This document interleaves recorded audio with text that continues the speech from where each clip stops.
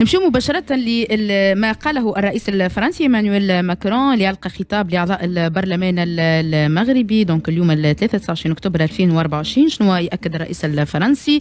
يأكد على دعم فرنسا لسيادة المغرب على الصحراء الغربية، ووعد باستثمارات فرنسية في الإقليم. يقول يأتي ذلك خلال زيارة إلى الرباط واللي استقبلوا فيها الملك المغربي. دونك الرئيس الفرنسي يعيد التأكيد، يقول أمام طبعا نواب البرلمان المغربي في نظر فرنسا حاضر ومستقبل المنطقة هذه يندرجان في إطار السيادة المغربية، ويشير إلى أنه الفاعلين الاقتصاديين وشراكتنا سوف يرافقون تنمية هذه المنطقة عبر استثمارات ومبادرات دائمة وتضامنية لصالح سكانها. طارق السياق العام، خلينا نقول التوقيت، ما قاله إيمانويل ماكرون وأين الجزائر من هذا؟ هو أهم حاجة أنه الإعلان الفرنسي الرسمي اللي تم في الصيف في جويليا حول أنه القبول ودعم فرنسا لحكم ذاتي في إطار السيادة المغربية تم الإعلان عليه بشكل توا سبيكتاكولير وبشكل في إطار زيارة رسمية من الرئيس الفرنسي أمام البرلمان المغربي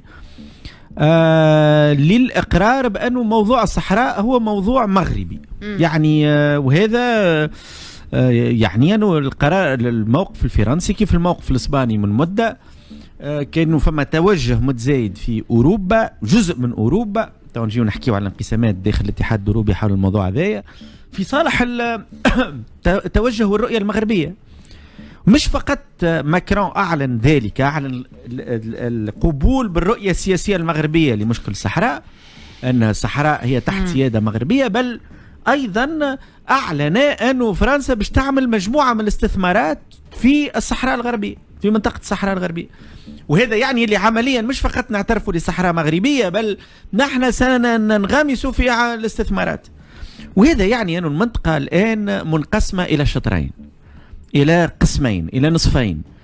المنطقة غرب المتوسط منقسمة، عندنا براتيكمون حلف أو تقارب ثلاثي مغربي فرنسي وإلى درجة ما إسباني. في المقابل عندنا تقارب الثلاثي متاع القمة الثلاثية المفروض تجرى المدة الجاية، ما نعرفش في الجزائر أو في ليبيا، الجزائر تونس ليبيا، وتقارب مع الطرف الإيطالي. يعني منطقة الغرب المتوسط واضح، بالزيارة هذه زاد توضح هذا بشكل واضح. وهذا ناتج بالأساس على الهوة المتزايدة بين الجزائر وفرنسا. ونعرفوا اللي أول الشهر هذايا بالتحديد أعتقد في 10 أكتوبر الرئيس الجزائري تبون قال اللي زيارته إلى فرنسا كان فما حديث على زيارة محتملة للرئيس الجزائري إلى فرنسا، قال زيارة مستبعدة في الوقت الراهن. وقال جملة شهيرة من التاريخ الأوروبي، خاطر قالها بالفرنسية وتتفهم في الإعلام الفرنسي. قال كيفاش يعني العبارة التاريخية المعروفة: لن أذهب إلى كانوسا. كانوسا هذه مدينة كان فيها البابا، وكان الإمبراطور الألماني هنريكات في القرن 11 كان يمشي الكانوسا لتقديم الاعتراف والاعتذار والاستسلام. تنجم تقول هو يعتبر توا زيارة إلى فرنسا هو ضرب للكرامة الجزائرية، لأنه الجزائر مصرة على أنها تصطف في المنطقة لصالح الموقف المغربي، وبالتالي اختارت أنها تكون في مواجهة الموقف الجزائري في خصوص مسألة الصحراء. يعني مسألة الصحراء توا الانقسامات الناتجة عليها ما عادش فقط في المنطقة بين الجزائر والمغرب وتكون محاور، مسألة الصحراء ولات تشكل وأحد أسباب محاور داخل الاتحاد الأوروبي بسبب العلاقة مع الجزائر ومع المغرب. وهذا تطور كبير. نحن توا في اتجاه تشكل بشكل واضح لمحاور متقابلة في المنطقة، معناتها شمال جنوب في اتجاه الشرق، المحور الجزائري التونسي الليبي الفرنسي، وشمال جنوب في اتجاه الغرب، المحور المغربي الفرنسي الإسباني براتيكما. وهذا يعني اللي نحن قادمين على انقسام حقيقي في المنطقة المدة الجاية. وهل هذا سيتجه إلى مزيد من الصراعات؟ هل هذا يعكس أصلا أنه الاتحاد الأوروبي فعلا الانسجام داخله أصبح أصعب من السابق بسبب المصالح الخاصة لكل دولة.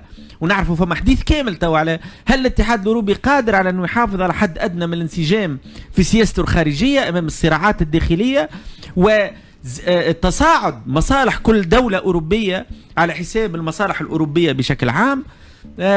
ممكن موضوع الهجرة غير النظامية هو من المواضيع الأساسية اللي تخلي فما تقارب أوروبي، لكن مواضيع الطاقة ومصالح كل دولة في الطاقة تخلي ربما اللي فما اختلاف وتباعد بين عدد من الدول الأوروبية. وهذا الخطاب الأخير لماكرون باش يكون عنده أثر واضح على مزيد تشكل هالمحاور هذه المتقابلة. وحفاوة وترحيب كبير حظي به الرئيس الفرنسي إيمانويل ماكرون عند وصوله أمس للمغرب.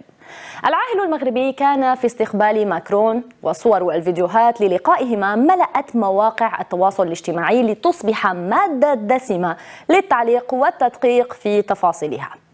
طبعا من الأمور التي لفتت أنظار السوشيال ميديا كانت للحظة استقبال الملك المغربي محمد السادس للرئيس الفرنسي وزوجته بريجيت ماكرون، ولكنه كان مستعينا بعكاز طبي ماشيا بخطوات بطيئة أثارت انتباه وتعاطف المغاربة، وكذلك بدت ملامح التعب ظاهرة على وجه الملك، بالإضافة إلى نقص في الوزن واضح في جسد العاهل المغربي، ما عزز الشكوك حول صحة ملك البلاد. حول أسباب ظهور الملك مستندا إلى عكاز طبي، ذكرت صحيفة هيسبريس أنها علمت أن الملك عانى مؤخرا من انكماش عضلي على مستوى الظهر من جهة اليمين بسبب الضغط العصبي الوركي، وقد بدت هذه الأعراض الطبية خلال الأنشطة الملكية الأخيرة، خصوصا خلال استقبال الحكومة الجديدة بعد التعديل الحكومي الأخير، وكذلك في مراسم تعيين الولاة والعمال الجدد. ونقلت هيسبريس أيضا مشاهدينا عن طبيب متخصص في أمراض الجهاز العصبي أن مثل هذه الأعراض تسبب في الغالب ضغوطا تظهر جلية عند الوقوف والمشي، لكنها لا تدعو للقلق لكونها تستجيب بسرعة للعلاج والاستشفاء بحسب المختص. ويذكر طبعا أن هذه ليست المرة الأولى التي يظهر فيها الملك محمد السادس مستعينا بعكاز طبي للمشي، حيث سبق له أن ظهر في صورة مماثلة عام 2012، إلا أن طبعا أخبار تدهور صحته مؤخرا زادت من المخاوف مع ظهوره يوم أمس، وهذه الصورة من 2012 وهنا متكئ على العكاز أيضا. مشاهدينا، الملك المغربي لم يكن وحده من لفت الأنظار، بل أيضا الأميرة خديجة بظهورها اللافت والنادر بجانب والدها الملك محمد السادس وشقيقها ولي العهد المولاي حسن خلال الاستقبال الملكي للرئيس الفرنسي وزوجته في مطار الرباط. وتبلغ اللالة خديجة من العمر 17 عاما، واستحسن الكثيرون طلتها ووصفوها بالراقية الهادئة، أما البعض فقد وجد أوجه تشابه بينها وبين والدتها اللالة سلمى. على مواقع التواصل الاجتماعي هكذا كانت التعليقات على استقبال ماكرون أمس. عز الدين يقول: وش هاد سيد مريض باين عليه الله يشفيه، خلوه يرتاح، ويقصد طبعا الملك المغربي. أيضا حساب باسم بارك جي يقول: بنادم في أسوأ حالاته كي يخدم مرة في الشهر ومقلق على الصحة الملك، مضحك والله. ملكة أخيرا في تدويناتها تقول: اللالة خديجة جوهرة القصر، أضافت على حفل الاستقبال بهجة كبيرة بطلتها البهية، ما شاء الله.